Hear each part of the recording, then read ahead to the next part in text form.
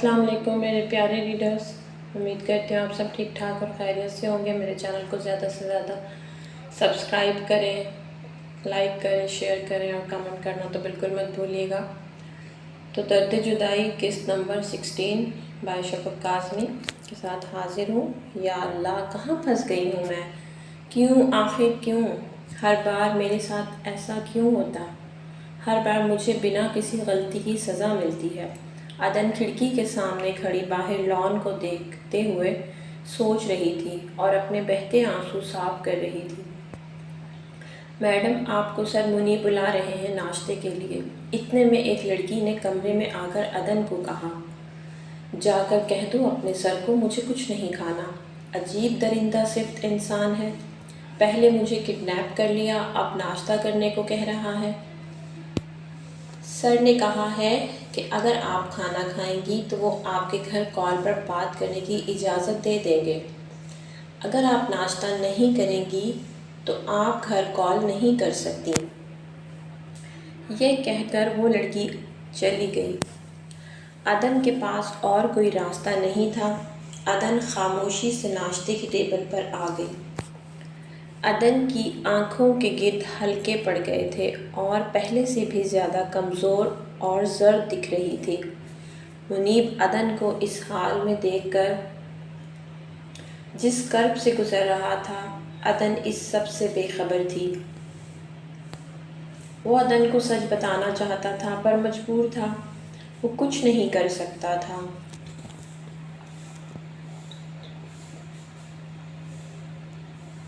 عدن نے غصے اور نفرت سے منیب کی جانب دیکھا، غصے سے چیئر گھسیٹی اور بیٹھ گئی۔ کھا تو پہلے بھی وہ سرسری برائے نام ہی رہا تھا۔ عدن کے آتے ہی منیب نے کھانے سے ہاتھ روک لیا تھا۔ ناشتے کی ٹیبل پر وہ دو لڑکیاں بھی موجود تھیں جو عدن کو روم میں چھوڑ کر آئی تھیں۔ منیب نے ان میں سے ایک کو مخاطب کرتے ہوئے کہا، آپ کو پتہ ہے رابعہ، جو شخص غصے کی کیمسٹری کو سمجھتا ہو وہ بڑی آسانی سے غصہ کنٹرول کر سکتا ہے۔ سر، غصے کی کیمسٹری کیا ہے؟ رابعہ نے حیرانگی سے پوچھا۔ ہمارے اندر 16 کیمیکلز ہیں۔ یہ کیمیکلز ہمارے جذبات، ہمارے ایموشنز بناتے ہیں۔ یہ موڈز ہماری پرسنالٹی بناتے ہیں۔ ہمارے ہر ایموشن کا دورانیہ 12 منٹ ہوتا ہے۔ وہ کیسے سر؟ مثلاً غصہ ایک جذبہ ہے، یہ جذبہ کیمیکل ری ایکشن سے پیدا ہوتا ہے۔ مثلاً ہمارے جسم نے انسولین نہیں بنائی، یا یہ ضرورت سے کم تھی، ہم نے ضرورت سے زیادہ نمک کھا لیا، ہماری نیند پوری نہیں ہوئی، یا پھر ہم خالی پیٹ گھر سے باہر آ گئے۔ ہمارے اندر کیمیکل ری ایکشن ہوگا۔ یہ ری ایکشن ہمارا بلڈ پریشر بڑھا دے گا اور یہ بلڈ پریشر ہمارے اندر غصے کا جذبہ پیدا کر دے گا۔ ہم بھڑک اٹھیں گے، لیکن ہماری یہ بھڑکن صرف 12 منٹ طویل ہوگی۔ ہمارا جسم 12 منٹ بعد غصے کو بجھانے والے کیمیکل پیدا کر دے گا اور یوں ہم اگلے 15 منٹوں میں کول ڈاؤن ہو جائیں گے۔ واہ، گریٹ، رابعہ بولی۔ عدن نے زور سے پانی کا گلاس ٹیبل پر رکھا اور منیب سے مخاطب ہوئی، سر میں نے ناشتہ کر لیا ہے، اب وعدے کے مطابق آپ کو میری بات میری فیملی سے کروانی ہوگی۔ میں تو سر نہیں ہوں، تم مجھے سر کیوں بلا رہی ہو؟ منیب کو عدن کے سر بلانے پر حیرت ہوئی۔ آپ کو کیا لگتا ہے منیب سر؟ عدن نے طنزیہ لہجے میں کہا، آپ مجھے کڈنیپ کر لیں گے جس طرح ان لڑکیوں کو کیا، پھر میں آپ کی غلامی کروں گی، سوچ ہے تمہاری۔ اوہ سوری منیب سر۔ عدن نے کبھی جھکنا نہیں سیکھا۔ میں مر جاؤں گی لیکن تم جیسے درندہ صفت مرگ کے آگے کبھی نہیں جھکوں گی۔ عدن تیز لہجے میں منیب سے کہتے ہوئے روم کی طرف بڑھ گئی۔ ملٹری اسپیشل فورس کی میٹنگ ایک خفیہ سیف ہاؤس میں منعقد کی گئی تھی۔ اس میٹنگ کا مقصد ملک دشمن جاسوسوں کی سرگرمیوں پر نظر رکھنا تھا اور ان کو کسی بھی حال میں گرفتار کرنا تھا، کیونکہ ملٹری اسپیشل فورس کے ایک صحیح آفیسر نے وہ خفیہ فائل حاصل کر لی تھی جس میں فورن جاسوسوں کی تمام خفیہ معلومات موجود تھیں اور ان سب ایجنٹوں کا خفیہ پلان موجود تھا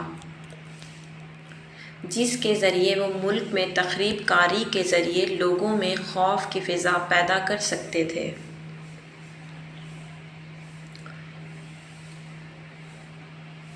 اور انتہائی خطرناک قسم کی ڈرگز لانچ کرنے والے تھے جو مستقبل کے معماروں کو ذہنی اور اعصابی طور پر ناکارہ بنا سکتی تھی۔ یہ ایک انتہائی خطرناک مشن تھا جس کی ذمہ داری کیپٹن محمد غزان کو سونپی گئی تھی اور کیپٹن محمد غزان کو اس کی بہادری کی وجہ سے کیپٹن سے میجر کے عہدے پر ترقی دے دی گئی تھی۔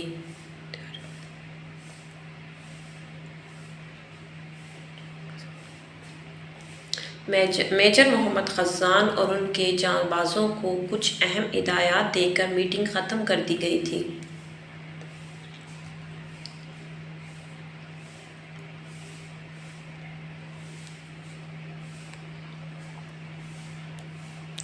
انہوں نے اپنی گاڑی کو گھر کے راستے پر ڈالا ہی تھا کہ 4 موٹر سائیکل سواروں نے ان کی گاڑی کو گھیرے میں لے لیا تھا۔ 2 موٹر سائیکل گاڑی کے سامنے اس انداز میں آ کر رکے تھے کہ گاڑی روکنے کے سوا کوئی چارہ نہ تھا، کیونکہ سائیڈ مرر سے وہ پسٹل تانے 2 موٹر سائیکل سوار اپنی گاڑی کے دائیں بائیں دیکھ چکے تھے۔ انہوں نے جیسے ہی گاڑی کی سپیڈ آہستہ کی، ایک موٹر سائیکل سوار نے گن کا ٹریگر دبا دیا تھا۔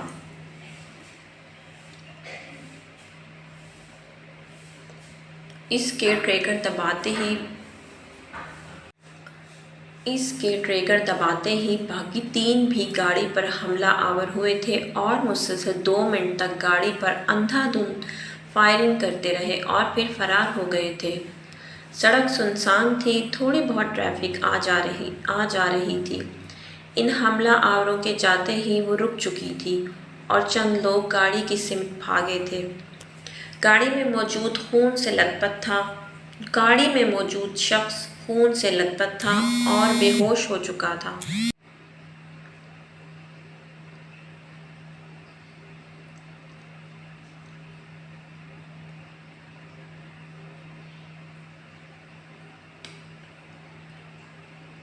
عدن، کل شام تمہارا میرے ساتھ نکاح ہے۔ منیب نے عدن کے سر پر بم پھوڑا۔ نکاح؟ مگر کس سے؟ عدن سہمے ہوئے لہجے میں بولی۔ مجھ سے محترمہ، اور کس سے؟ منیب عدن کی آنکھوں میں دیکھتے ہوئے بولا۔ میں نہیں کروں گی نکاح تمہارے ساتھ۔ عدن غصے سے چیختے ہوئے بولی۔ نکاح تو تمہارا میرے ساتھ ہی ہوگا محترمہ، کیونکہ تم میری مرضی کے بغیر کہیں نہیں جا سکتی، یہاں سے نکل نہیں سکتی۔ عدن نے منیب کو دھکا دے کر پرے کیا اور روم سے باہر جانے لگی۔ نکاح تو میں تم سے خیر زبردستی بھی کر سکتا ہوں، مگر بھلائی اسی میں ہے کہ تم دل سے مان جاؤ۔ منیب نے عدن کی کلائی سختی سے پکڑی اور اسے باہر جانے سے روکا۔ چھوڑو، مجھے درد ہو رہا ہے۔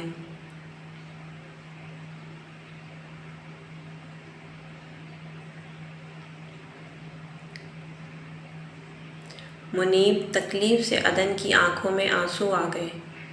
تم اگر میری بات شرافت سے سن لیا کرو تو مجھے کوئی شوق نہیں کہ میں بار بار تمہارا ہاتھ پکڑوں۔ منیب نے سخت لہجے میں کہا۔ تمہاری بات مائی فٹ۔ تم نے سمجھ کیا رکھا ہے مجھے؟ میں تمہاری غلام ہوں کہ تمہارے حکم مانتی رہوں؟ میں تم سے نکاح ہرگز نہیں کروں گی۔ تم سے نکاح کرنے سے اچھا ہے کہ میں خود کی جان لے لوں۔ عدن نفرت سے منیب کو دیکھتے ہوئے کہنے لگے، ارے اتنا پیارا اور ہینڈسم تو ہوں، اتنا برا بھی نہیں ہوں میں۔ خیر، بیوی تو تم میری ہی بنو گی۔ منیب کے لیے عدن کی نفرت سہنا مشکل ہو گیا تھا۔ جن سے آپ شدید محبت کرتے ہوں ان کی نظروں میں گر کر زندہ رہنا بہت مشکل ہوتا ہے، بہت مشکل ہو جاتا ہے۔ منیب ہر دفعہ ایک نئی اذیت میں مبتلا ہو جاتا تھا۔ عدن کا نفرت بھرا انداز اس کی ذات کی دھجیاں بکھیر دیتا تھا۔ وہ ہر بار نئے سرے سے ٹوٹ جاتا تھا۔ منیب بکھرے لہجے میں کہنے لگا، نکاح تو تمہارا مجھ سے ہی ہوگا۔ بیوٹیشن آ جائے گی مہندی لگوانے، کوئی تماشا مت بنانا اور تیار بھی ہو جانا۔ نخرے دکھانے کی ضرورت نہیں ہے مجھے، نہیں لگانی کوئی مہندی، نہ ہی نکاح کرنا ہے، سمجھے تم؟ عدن کی آنکھوں میں آنسو آ گئے۔ عدن، نکاح تو تمہارا میرے ساتھ ہی ہوگا، تم مانو یا نہ مانو۔ میں زبردستی تم سے نکاح کر لوں گا، کیونکہ میری مرضی کے بغیر تم یہاں سے نہیں جا سکتی۔ میں کوئی غلط قدم نہیں اٹھانا چاہتا ہوں، آگے تم سمجھدار ہو ہی۔ منیب سمجھانے والے انداز میں عدن کو کہہ کر باہر چلا گیا۔ پلیز میری ایک بار میرے گھر والوں سے بات کروا دو، میں وعدہ کرتی ہوں میں تم دونوں کو بھی یہاں سے نکلوا دوں گی۔ تم لوگ بھی اس قید سے آزاد ہو جاؤ گے، پلیز ایک بار۔ عدن رو رو کر منتیں کر رہی تھی۔ دیکھو، ہم تمہاری بات نہیں کروا سکتے۔ منیب اچھا لڑکا ہے، تمہیں خوش رکھے گا، کر لو نکاح، اچھا لڑکا ہے۔ میری زندگی برباد کر دی، میرے گھر والے مجھے ڈھونڈ رہے ہوں گے، پتہ نہیں ماما، پاپا، زرنش، میرب کیسے ہوں گے، سب میرے لیے پریشان ہوں گے۔ ماما بھی بیمار ہیں، بابا بھی۔ ابھی بھی تم لوگ اس کو شریف اور اچھا کہہ رہے ہو، جس نے تم دونوں کو بھی اغوا کیا۔ تم لوگوں کے ماں باپ سے دور کیا، تم لوگوں کے ماں باپ سے دور کیا تم لوگوں کو۔ عدن زور زور سے رونے لگی۔ تھک گئی تھی عدن سب کچھ برداشت کرتے کرتے، سہتے سہتے۔ کتنی تکلیف ہوتی ہے نا جب آپ کا کوئی قصور بھی نہ ہو، پھر بھی آپ کو مجرم قرار دیا جائے۔ تھک جاتا ہے انسان، ٹوٹ کر بکھر جاتا ہے۔ دیکھو، رونا بند کرو، ہم تمہیں کچھ نہیں بتا سکتے۔ کتنی عجیب لڑکیاں ہیں، عجیب جاہل، جن کو اپنی پرواہ نہیں، اپنی عزت کی پرواہ نہیں، ایک نامحرم کے ساتھ رہ رہی ہیں۔ پتہ نہیں کب سے، اور منیب پتہ نہیں کس غلطی کی سزا دی ہے مجھے تم نے۔ کاش میں اس دن جاتی ہی نہ شاپنگ پر، تو یہ سب نہ ہوتا۔ یا اللہ، پتہ نہیں میری بچی کہاں ہوگی، کس حال میں ہوگی۔ یا اللہ، اس کو اپنے حفظ و امان میں رکھنا، پتہ نہیں کون لے گیا اس کو۔ میری بچی ہے بھی بہت معصوم۔ یا اللہ، عدن کو صحیح سلامت واپس لے آئیں۔ عفاف عابد رو رو کر دعا کر رہی تھی۔ ماما، بابا نے کہا ہے نا، ان کو پتہ ہے عدن کہاں ہے، وہ ٹھیک ہوگی۔ میرب ماں کو تسلی دے رہی تھی۔ اندر اندر اس کا بھی دل گھبرا رہا تھا، ہم لوگوں کو کیا منہ دکھائیں گے؟ تمہاری پھوپھو نے ویسے بھی خاندان بھر میں بدنام کر رکھا ہے۔ اللہ ہے نا ماما، سب ٹھیک ہو جائے گا، آپ پریشان نہ ہوں، عدن آ جائے گی واپس، اللہ کرے آ جائے۔ کاش اس دن عدن کو جانے ہی نہ دیتی، تو آج ہماری بہن ہمارے پاس ہوتی۔ پر مجھے بھی کچھ نہیں پتا تھا۔ خیر ماما، آپ پریشان نہ ہو، عدن جلد ہی آ جائے گی۔ ہم بابا سے پوچھنے کی کوشش کریں گے، بابا آ جائیں تو میرب اور عدن ماما کو تسلی دینے لگیں۔